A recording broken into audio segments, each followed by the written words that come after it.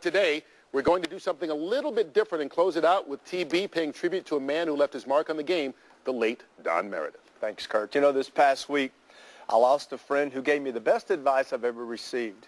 When I was 33 years of age and considering a broadcasting career, his advice to me was simple.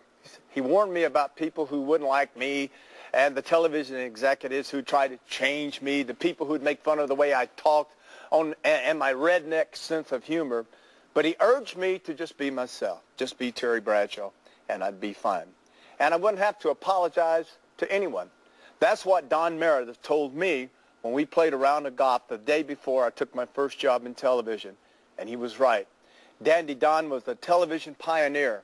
Had he not opened the door with his southern drawl and good old boy sense of humor, a guy like me, well, never would have had a chance in television. As a player, I look forward to hearing Don banter with the controversial Howard Cosell.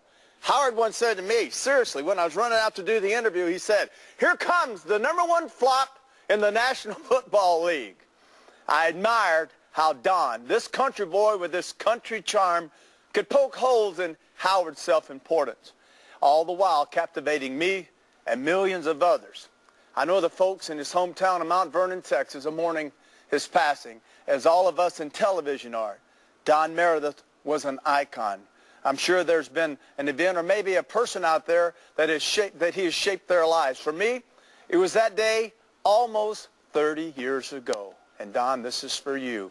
Turn out the lights, the party's over. They say that all good things must end.